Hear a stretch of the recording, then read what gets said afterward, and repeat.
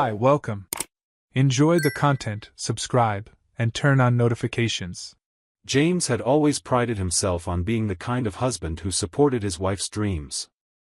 At 38, he worked as an IT manager at a software company in Seattle and earned enough that Rachel, his 35-year-old wife, could pick freelance graphic design projects that genuinely interested her. They'd been married for 7 years, lived in a cozy house in Ballard, and James believed they'd built exactly the kind of partnership he'd always wanted, one based on mutual support, individual freedom, and absolute trust. That's why, when Rachel announced over breakfast on a Tuesday in March that she wanted to learn Spanish, James didn't hesitate to support her. She explained that one of the agencies she worked with was expanding into Latin American markets, and mastering the language could open doors to a promotion as an international projects coordinator. The excitement in her eyes was genuine, and James felt that familiar swell of pride watching the woman he loved chase a new goal. He offered to pay for private lessons without her even having to ask, and Rachel hugged him so gratefully he felt like the best husband in the world. The lessons started the following week. Every Tuesday and Thursday evening around 7, Rachel left the house carrying a folder full of notebooks and study materials she'd bought at a specialty bookstore. She'd come back around 9, usually energized, chatting about irregular verbs, tricky pronunciations, and her teacher's endless patience. James thought her dedication was adorable. Sometimes he'd ask how she was progressing, and Rachel always had some funny story about mistakes she'd made or odd idioms she was learning. In the first 2 months, James noticed small changes he chalked up to her new hobby. Rachel started dressing up a bit more on lesson nights, swapping her usual sweatshirt for nicer blouses and light makeup. When he remarked on it, she laughed and said it was important to look presentable for her teacher, whom she described as a very polite Venezuelan gentleman named Miguel. James also noticed she seemed happier, lighter. She'd hum while making coffee and occasionally smile at her phone. He interpreted all of it as signs that Rachel was enjoying learning something new and broadening her horizons. It never even crossed his mind to question it. The discovery happened on a Thursday in early June, completely by accident. James was running late for an important meeting and had forgotten to send a critical report saved only on the home computer. Rachel had already left for her supposed Spanish lesson but had left her phone charging in the kitchen, which was unusual. He called her a few times with no answer and, in desperation, remembered she'd set up her email on his phone and he could access her cloud files there. He unlocked the screen, he knew her password, they'd never had secrets, and went straight to the email app. That's when the notification popped up at the top of the screen. A message from Miguel, Spanish tutor, that simply read, "Extraño tu cuerpo." James frowned. His Spanish was practically non-existent, limited to obvious words like hola and gracias, but something about that phrase unsettled him. He opened Google Translate, typed in the words with fingers that were starting to tremble slightly, and waited for the translation. When he read, "I miss your body," the floor seemed to tilt beneath his feet. With hands no longer steady, James went back to the messages. He opened the full conversation with Miguel.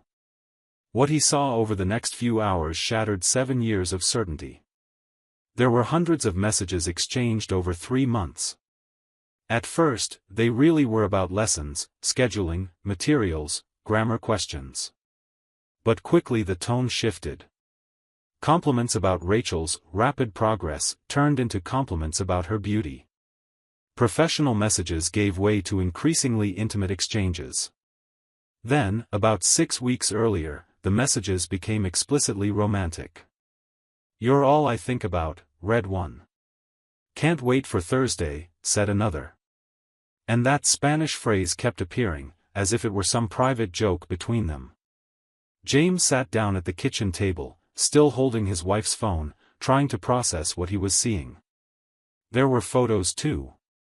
Nothing explicit, but intimate enough, Rachel smiling in a way he hadn't seen in months, selfies of the two of them at angles that clearly showed physical closeness, pictures of drinks at bars James didn't recognize. One photo in particular hit him like a punch, Rachel wearing that blue blouse he'd complimented weeks earlier, telling her how beautiful she looked. In the photo, she was next to Miguel, a young-looking, dark-haired guy, wearing the blouse to impress another man. The meeting was forgotten. James spent the next several hours immersed in that phone, reconstructing the betrayal message by message.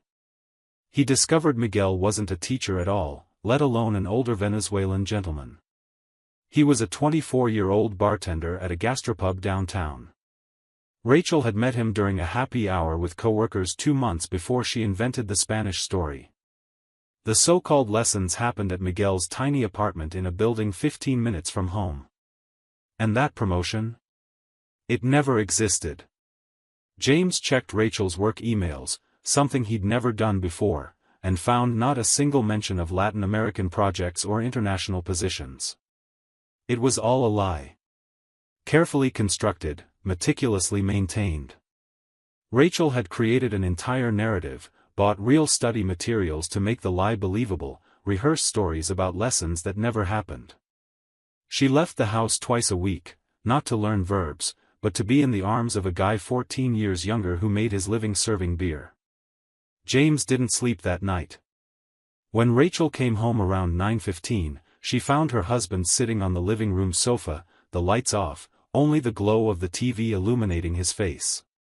She came in through the back door as usual, put away the folder she'd been carrying, and gave him a quick kiss on the forehead before asking what he wanted for dinner. James said he wasn't hungry. Rachel thought it was odd, commented that he looked tired, and headed to the bedroom to shower. He heard the water running and wondered if she was washing off another man's scent.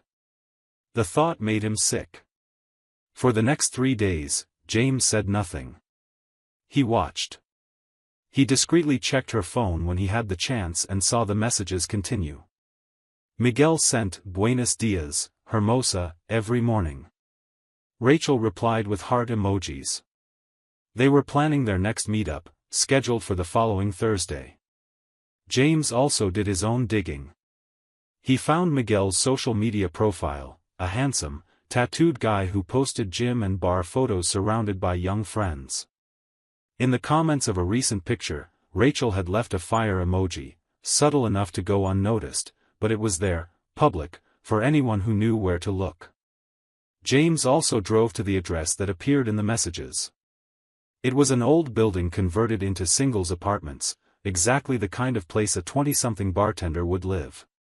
He sat in his car, watching the entrance, imagining how many times Rachel had walked through that door. The anger he felt was cold, controlled, different from any emotion he'd ever experienced. It wasn't an impulse to yell or break things. It was something calculated, a determination to make Rachel understand the magnitude of what she'd done. The perfect opportunity came when he noticed the date. The following Saturday, June 15th, was their wedding anniversary, 7 years. Rachel had already mentioned wanting to do something special, maybe a candlelit dinner at home, something intimate. James had a better idea. On Wednesday, he suggested exactly that, a romantic dinner at home on Saturday. Rachel loved the idea, said she'd make his famous lasagna and they'd open a good bottle of wine. James agreed to everything, smiling in a way he hoped looked genuine. Then, Thursday morning before leaving for work, he sent a message from his own phone to Miguel's number. Short and direct, "Hi Miguel, this is Rachel's husband. I know everything. Be at my house Saturday at 7:30 p.m., address. Don't tell her. You'll want to be there for what I have to say." James didn't wait for a reply. He knew Miguel would show up, if only out of morbid curiosity or guilt. He spent the next few days preparing. He hooked his laptop to the big living room TV. He took screenshots of the most revealing messages and organized them into a simple slideshow. He bought expensive wine, prepared the lasagna with meticulous care, and set candles on the table exactly as Rachel had asked. Everything had to look perfect. Saturday arrived. Rachel spent the day tidying up the house, picking out an outfit, clearly excited about the evening. She wore a green dress James had given her for her last birthday, put on perfume, and styled her hair in a loose, pretty way. When she came downstairs at 7, she found the table set, candles lit, the room softly lit. James was in a dress shirt, holding 2 glasses of wine. She smiled that way that used to melt his heart. "It's beautiful," she said, taking the glass. 7 years, love. Who would have thought? Who would have thought, James repeated, raising his glass. They toasted. Rachel took a sip, commenting on how exceptional the wine was. James barely touched his. They sat down, served the lasagna, and for 15 minutes kept the conversation light, about the week, future plans, the usual trivialities. Rachel seemed relaxed, happy. James watched every expression on her face, memorizing how easily she could lie. At 7:25, he stood up and said he had a surprise.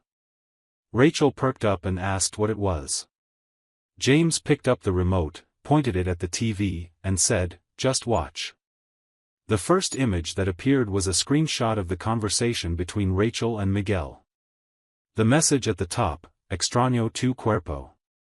Rachel froze, the wineglass halfway to her lips. The color drained from her face so quickly James almost felt sorry for her. Almost. "James," she started, but he raised a hand, signaling silence. "Let me finish the presentation," he said, his voice eerily calm. He clicked to the next image. More messages. Then photos. Then screenshots of dates and times that perfectly matched her Spanish lesson nights. Rachel slammed her glass down so hard the wine spilled onto the white tablecloth, leaving a red stain that looked like blood.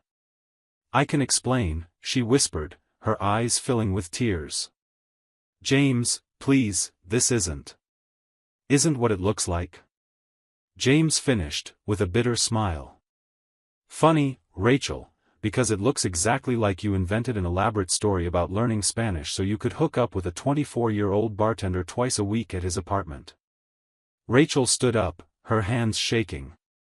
"I was confused, we'd grown distant, I felt alone." "Distant?" James laughed, a humorless sound. "I paid for your lessons, Rachel. I supported you. I encouraged you. I praised you every time you came back, saying you were making progress. And you looked me in the eye and lied. Every single time. It was a mistake," she cried now, real tears streaming down. "James, I love you, it was just, he was different, exciting, but it didn't mean anything." 3 months, James interrupted. "It didn't mean anything for 3 months? Hundreds of messages? You wearing clothes I bought you to impress him?" That's when the doorbell rang. Rachel looked at the door, then at James, confused. He checked his watch, 7:30 on the dot. Punctual. "Oh, I forgot to mention," James said, walking to the door. "I invited someone to our anniversary dinner." Seemed appropriate. When he opened the door, Miguel was there. Younger in person than in the photos, clearly uncomfortable, his hands buried in the pockets of his denim jacket. He looked at James, then saw Rachel behind him, and the sheer embarrassment on the kid's face would have been funny under other circumstances. "Come in, Miguel," James said, stepping aside. "After all, you're practically family now, aren't you? Considering you've been having an affair with my wife for 3 months. Miguel entered slowly, like he was walking to his execution. Rachel stood frozen in the middle of the room, mascara running, looking like she wanted to vanish. The silence was thick, suffocating. So, James closed the door and turned to both of them, crossing his arms. "Care to explain the plan? Were you two going to keep this up indefinitely? Or were you eventually going to ask for a divorce, Rachel, once you decided you preferred some guy you barely know, who doesn't share the life we built?" "Look, man," Miguel finally spoke, his voice shaky. "I didn't know it was this serious. She said your marriage was over, that you guys barely talked." "She said that?" James looked at Rachel. "Interesting.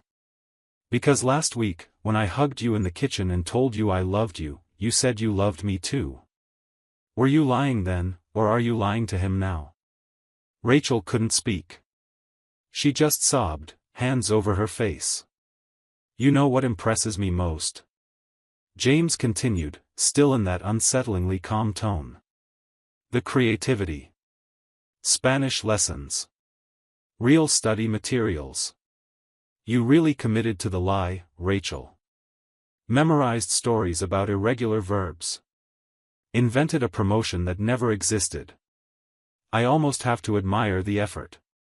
James, please, Rachel begged. I ended it with him. I was going to tell you everything this week, I swear. Oh, really? James grabbed his own phone, opened the messages he'd captured earlier that day. So this text from this afternoon, where you said, "Can't wait for Thursday," what exactly was that about? Were you going to confess while planning your next meetup? Miguel tried to discreetly back toward the door, but James cut him off. Where do you think you're going? Look, man, I'm sorry, okay? Miguel said, hands raised in surrender. I didn't mean to cause all this. If I'd known. If you'd known what? That destroying a marriage has consequences? James laughed without humor. You knew. You just didn't care. Because it was convenient for you to have an older, married woman who came with an expiration date, no commitment, no future, just fun. The kid swallowed hard, speechless. James turned back to Rachel. And you know the most pathetic part? You didn't even learn a word of Spanish. I checked. Nothing. You can't even say hola properly. You spent 3 months on this and walked away with nothing, not the lover, not the marriage, not even the language. What are you going to do? Rachel asked, her voice small. Divorce, James answered without hesitation. Tomorrow morning, I'm seeing a lawyer. You can stay in the house until you find something, I'm that decent. But I want you out of my life as soon as possible. James, no, she stood up, tried to approach, but he stepped back. Don't touch me. Never again. His voice was ice. And Miguel? You can take her now if you want. After all, isn't that what you two wanted? Time together? Miguel shook his head frantically. Man, no, I don't, this was just casual, I don't want anything serious with her. Rachel turned to him, shocked. What? Sorry, Rachel, but it's true, Miguel said, uncomfortable. I like you, but, you're married, you've got this whole life. I'm only 24. I'm not looking for anything like this. And there it was, the final humiliation. Rachel had risked everything for a guy who saw her as nothing more than a temporary fling. James watched reality settle over her face, the dawning understanding that she'd lost everything and gained nothing in return. Get out, James said, pointing to the door. Both of you. Now. Miguel didn't wait 2 seconds, he bolted out the door like he was escaping a fire. Rachel stood there, still trying to process that she'd been discarded by her lover right in front of her betrayed husband.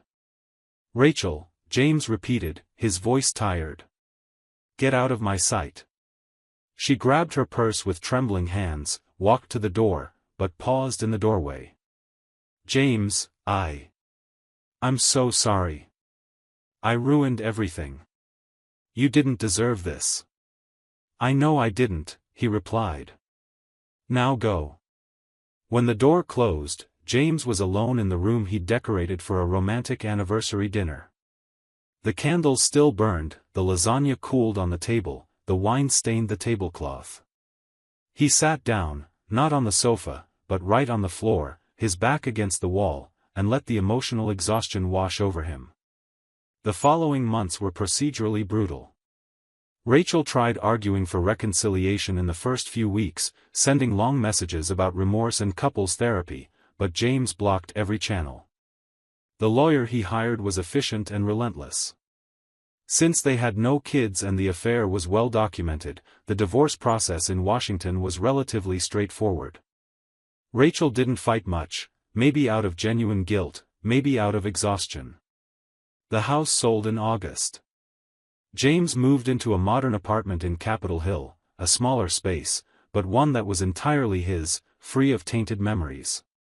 He threw himself into work with renewed intensity, accepting a challenging project that required frequent trips to San Francisco. He stayed busy because busy was better than thinking. Rachel, according to reports from mutual acquaintances James hadn't completely blocked, wasn't doing well.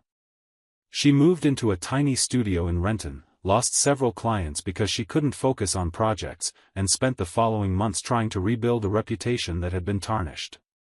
The affair story had spread through their shared social circle, not because James had spread it, but because these things always leak. People took sides, and most sided with James. Miguel, ironically, also came out the loser. The gastropub where he worked changed management, and someone mentioned to the new manager about the bartender who got involved with married customers. He was fired 3 months after the confrontation, officially for staff reductions, but everyone knew the real reason. In November, James was returning from a morning run at Green Lake when he saw Rachel across the street. She was leaving a coffee shop, alone, looking smaller somehow, as if she'd physically shrunk over the past months. Her hair was shorter, lacking the shine it used to have. She didn't see him, she headed in the opposite direction, and James watched for a moment before continuing his run. He didn't feel anger. He didn't feel satisfaction at her obvious downfall. He didn't feel anything, and that's what surprised him. The woman who'd been the center of his world for 7 years was now a stranger on the street, someone he'd known in a past life. Indifference was more liberating than any revenge could have been. James had learned something valuable through all the wreckage: trust wasn't naivety, and supporting someone didn't make him responsible for their selfish choices. He hadn't failed as a husband. Rachel had failed as a partner. There was a crucial difference. In December, nearly 6 months after that anniversary night, James accepted an after-work drink invitation from coworkers. He went more out of politeness than desire, but ended up staying late, talking, laughing, feeling surprisingly present. A new developer on the team, a woman named Priya with sharp humor and intelligent eyes, mentioned she had extra tickets to a jazz show the following week and asked if anyone wanted to go. James almost declined out of reflex, but something made him pause. He looked at Priya, saw genuine, casual interest, no pressure, no expectations, and heard himself say jazz sounded great. It wasn't about replacing Rachel. It wasn't about proving he'd moved on.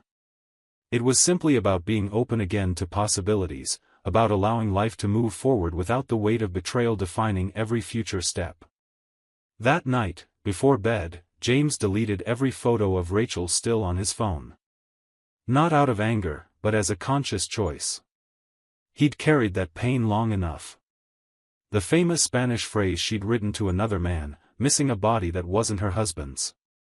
Now James missed nothing that had to do with her. Life eventually collects its due. But more importantly, life also moves on. And James was finally ready to move with it. Thank you for watching the video. If you enjoyed it, don't forget to subscribe to the channel and turn on notifications so you won't miss any updates. See you next time.